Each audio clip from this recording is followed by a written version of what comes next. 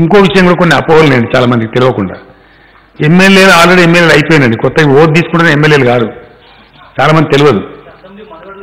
అదే తప్పని చెప్తాను కానీ అనేది, అది కూడా చాలా మంది తెలియదు. నాలెడ్జ్ లేక ఏదో మాట్లాడుతుంటారు తెలియలేక. ఆల్రెడీ మనగడలోకి వచ్చింది అసెంబ్లీ మనగడలోకి వస్తే కేసీఆర్ సీఎం ఎట్లుంటాడండి? నేను ఆపద్ధర్మం ఉండాలి కదా, ధర్మ ముఖ్యమంత్రి ఎట్లయితే?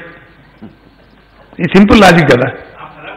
ఎమ్మెల్యేలు ఏదైతున్నారో వాళ్ళు ఆల్రెడీ బాజప్తా ఎమ్మెల్యేలు అయిపోయి హౌస్ కాన్స్టిట్యూట్ అయింది. ముఖ్యమంత్రిగా ఒక వ్యక్తిని గవర్నర్ పిలవాలంటే అసెంబ్లీ కాన్స్టిట్యూట్ కావాలి, అసెంబ్లీ మనుగడలోకి రావాలి.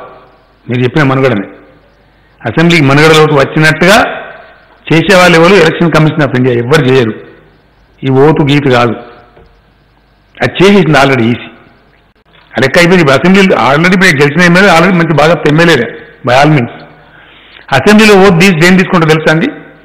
అసెంబ్లీ కార్యకలాపాలలో నేను రాజ్యాంగబద్ధంగా పాల్గొంటా అని తీసుకునే ఓతుంది అంతే.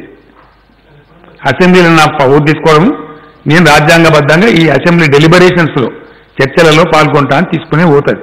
మనకు తెలియక ఇష్టం వచ్చిన అనుకోని అసెంబ్లీ మనగాడు ఎప్పుడో వచ్చేసింది. అసెంబ్లీ ఎప్పుడు గెలిచిన తెల్లారి మనగాడు ఈసీ కాన్స్టిట్యూట్ చేసింది. నేను ప్రమాణ స్వీకారం చేయకముందే కాన్స్టిట్యూట్ చేసింది. వాళ్ళు ఒక మామూలుగా చేయరు కాన్స్టిట్యూషన్. ఆ కాన్స్టిట్యూట్ చేయడం ఎట్లయితుందంటే గజెట్ పబ్లిష్ చేస్తారు.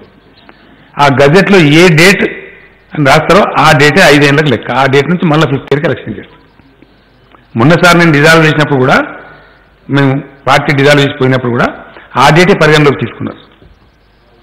అది ఫ్యాక్ట్. తెలియక బయట ఏంటంటే ఓటు తీసుకోవాలేమో, ఓటు తీసుకుంటేనేమో ఒకసారి 53 రోజులు దాకా తీసుకోవాలి ఏపీలో. ఆఫ్టర్ 53 days ఓటు తీసుకున్నారు. పోయినసారి 29 రోజులు అయింది కదనండి లాస్ట్ టైం కూడా.